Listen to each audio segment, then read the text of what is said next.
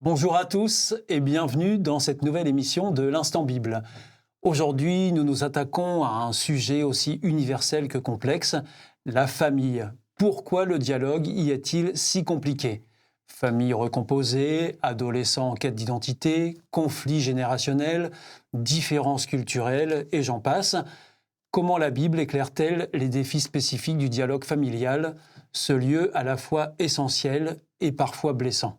Pour en parler, j'ai le grand plaisir de recevoir nos deux invités, les pasteurs Gétro Camille, bonjour, Bonjour Stéphane, bonjour Pascal, bonjour à tous. et le pasteur Pascal Rodet. Bonjour Stéphane, bonjour Gétros, bonjour à tous. Merci de nous retrouver une nouvelle fois sur ce plateau. Alors, ils vont nous partager leur expérience et aussi leur vision sur cette thématique si proche de nos réalités quotidiennes. Installez-vous bien, c'est tout de suite l'Instant Bible.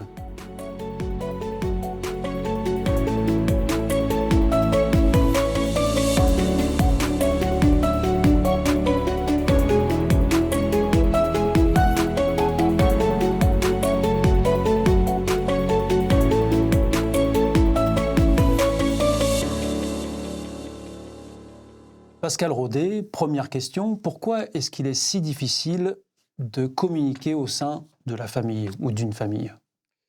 Il y a plusieurs facteurs à cela, hein, ces facteurs qui sont à la fois de l'ordre individuel, hein, on a chacun notre caractère, chacun nos habitudes, on vient d'une famille qui est différente de celle de ma femme par exemple, donc forcément on n'a pas les mêmes éducations, on n'a pas les mêmes habitudes de vie, etc. Donc quand on en arrive là au bout d'un moment, tout au début, quand on n'a pas pensé à tous ces aspects-là, ah, l'amour est extraordinaire, tout va bien, on s'aime et la vie est belle. Et jusqu'au moment où, au bout d'un moment, bah, ça clash parce que, bah, voilà. Ça sent un peu le vécu quand même là, hein. Non, il y a toujours un temps d'adaptation après, ça c'est sûr.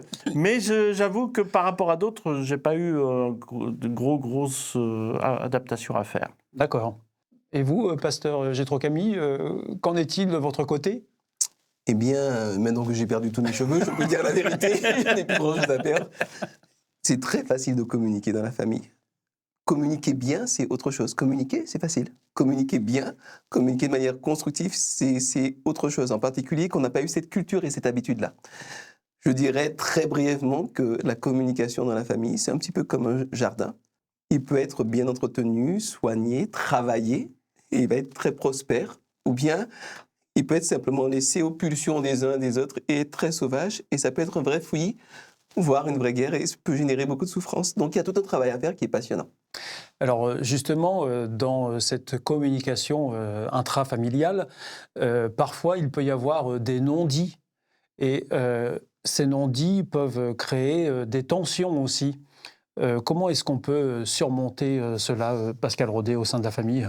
Alors ça, c'est une notion très importante, dans le sens où, en effet, les non-dits, il y a d'ailleurs un aspect psychologique un peu relationnel dans cet aspect de parler. Les non-dits, ce qui n'est pas dit, ce qui n'est pas exprimé, se répète. C'est-à-dire que chaque action va se répéter jusqu'à un moment donné, on dise les mots pour mettre cette situation en marche. Si bien que ça dépend énormément de la capacité des uns et des autres à supporter les difficultés ou les conflits avant d'en parler. Et ça veut dire que, alors, dans ce cas, autant en parler le plus vite possible. D'où l'importance de ce dialogue, de cet échange.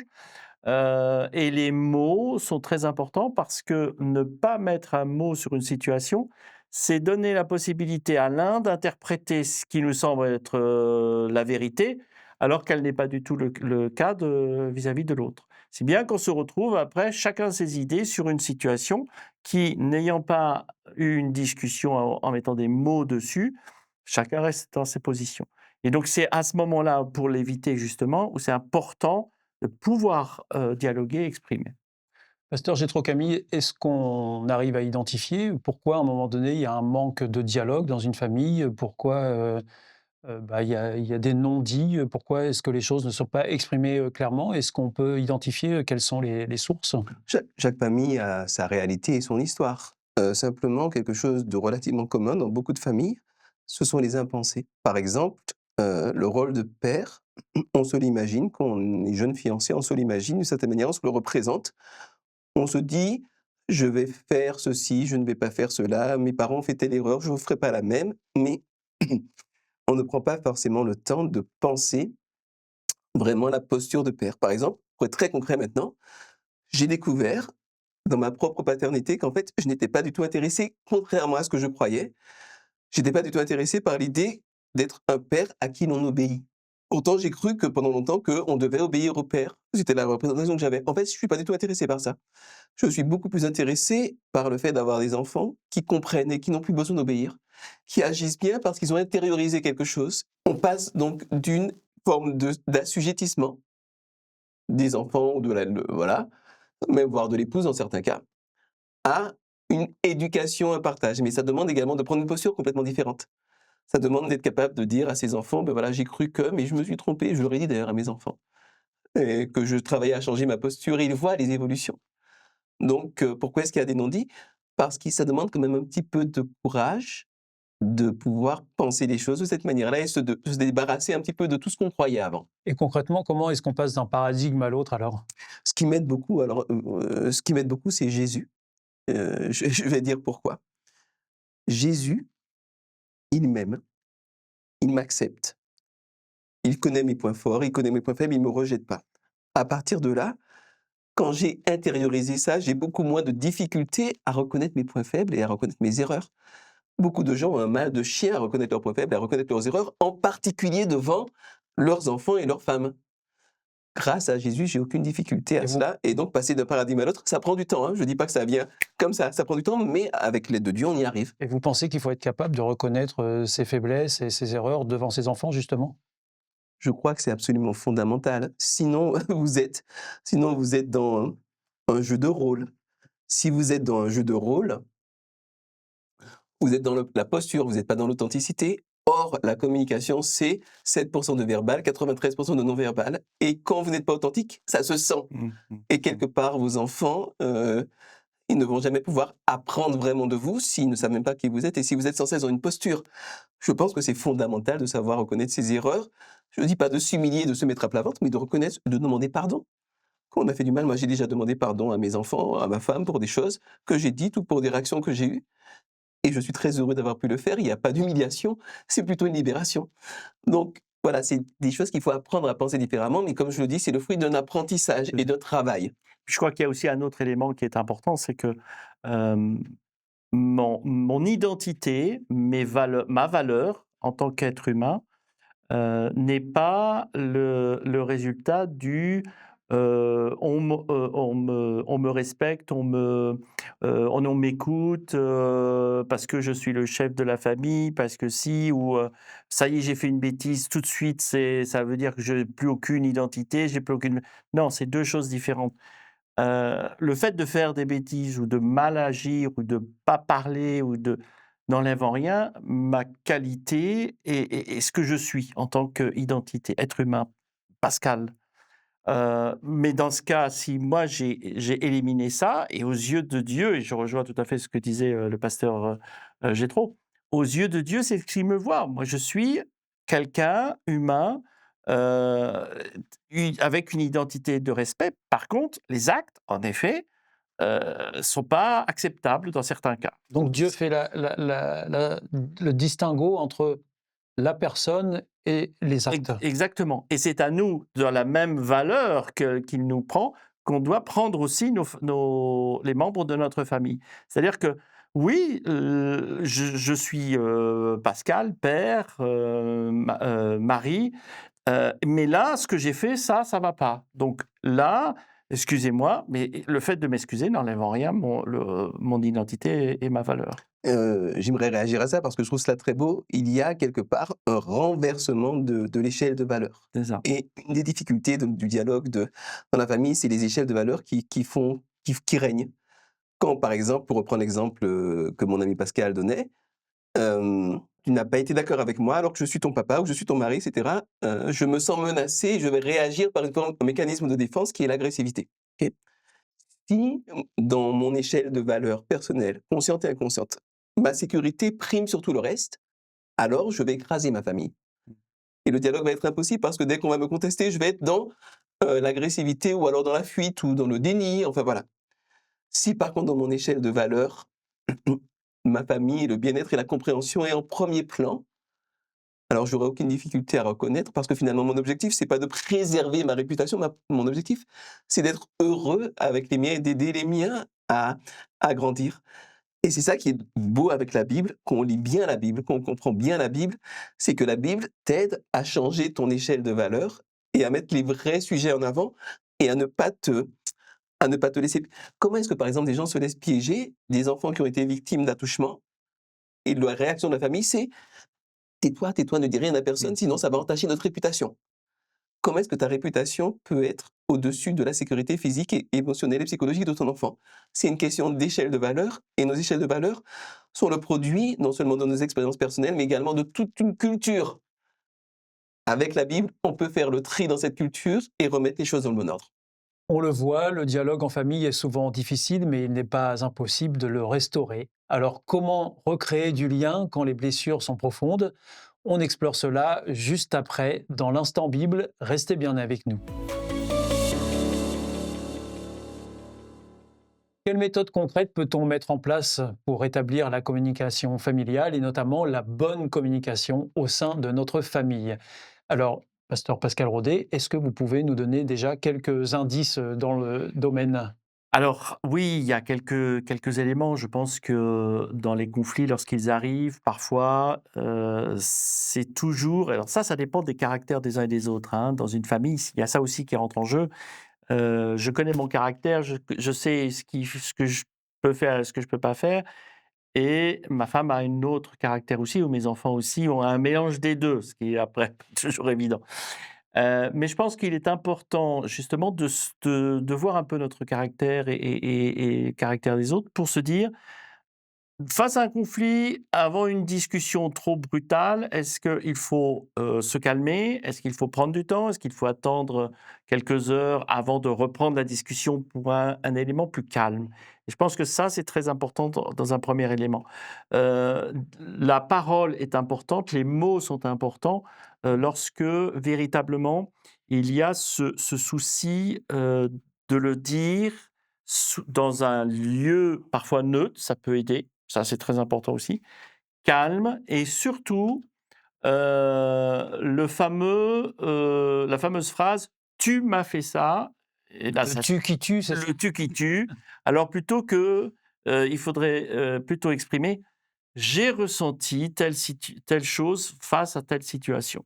Ça, c'est moi et je le dis et on échange comme ça pour se comprendre dans un conflit. Alors donc, nous avons bien échangé depuis le début de cette émission, mais nous sommes dans l'instant Bible et alors justement, pasteur Jétro Camille, que dit la Bible sur, cette communication au sein de la famille?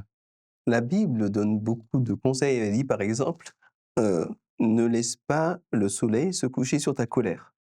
C'est-à-dire que tu dis discuter avec un membre de ta famille où il y a une tension, ne laisse pas cette tension s'installer, s'enquister, s'enraciner dans ta famille, mais prends le temps, dans le calme, dans la lenteur, de dénouer le conflit et de comprendre, de penser, de dialoguer et de dénouer le conflit.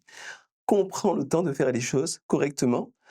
On se rend compte que bien souvent, il n'y a pas de conflit réel, il n'y a pas de difficulté réelle, mais il y a des interprétations, des surinterprétations, heu et que finalement, on est d'accord sur le fond.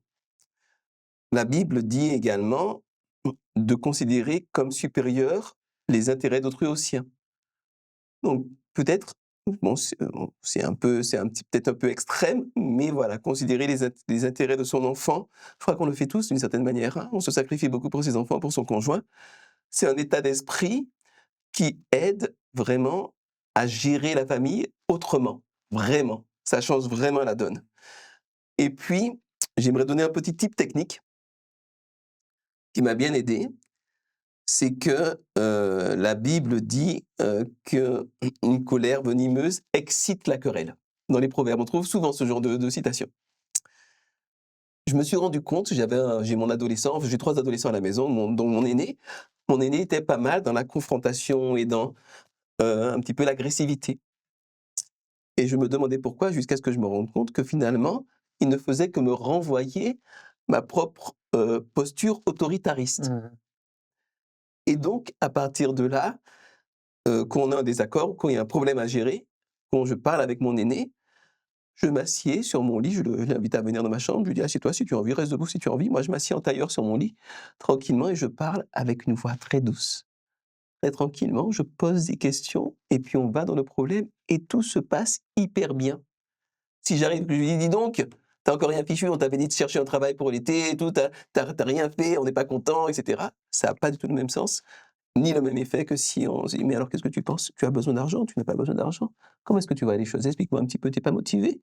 Et là, il explique: Non, je suis pas tellement motivé, j'ai toujours eu tout ce dont j'ai besoin, je ressens pas vraiment le besoin» et cetera. Et là, je comprends par exemple que la vie fera un bien meilleur travail que moi pour guider sur certains dossiers, pour guider mon enfant sur le bon chemin, et ça permet d'éviter du conflit.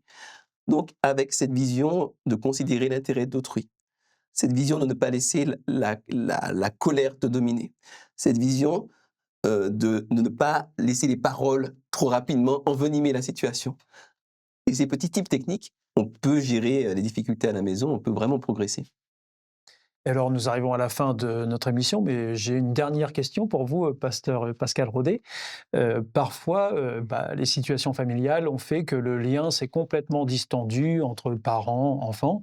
Et quand cette situation s'est installée depuis des années et qu'il n'y a plus du tout de lien entre les deux, est-ce que vous pensez qu'il est possible de finalement restaurer ce lien après plusieurs années de Je crois différence? profondément à cette possibilité, tout à fait. La Bible nous rapporte une histoire qui est un peu douloureuse, hein, la famille de Joseph, qui, l'avant-dernier d'une lignée de 12 garçons,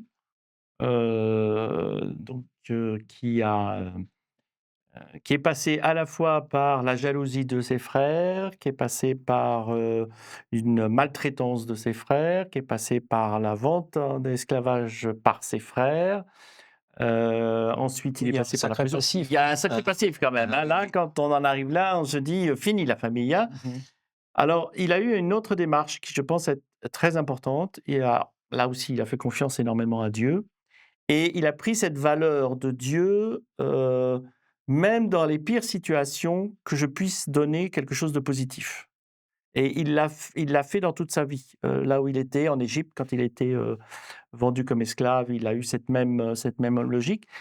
Le retour du lien avec la famille a été possible par des petites choses. C'est-à-dire que la famille est arrivée en Égypte, une partie de la famille, parce qu'il y avait une famine très importante dans le pays, et le blé qui existait était en Égypte. Donc on est cherché le blé, mais c'est Joseph qui dirigeait ça.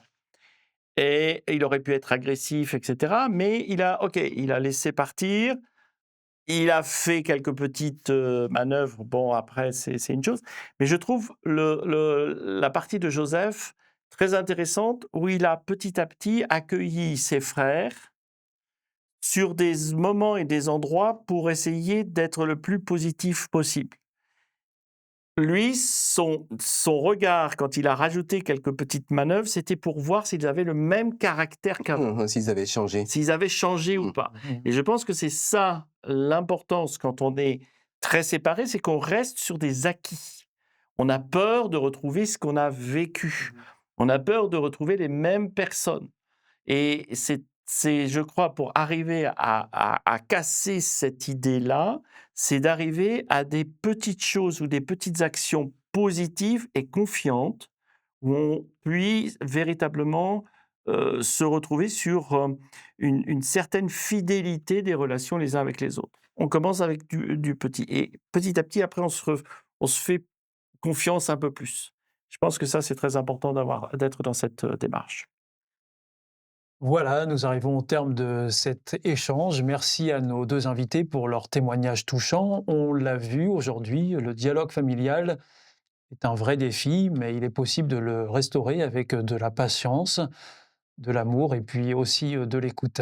Si cette émission vous a inspiré à renouer le dialogue au sein de votre propre famille, et si vous pensez que la Bible peut être une source d'inspiration pour cela, sachez que nous avons le grand plaisir de vous en offrir une.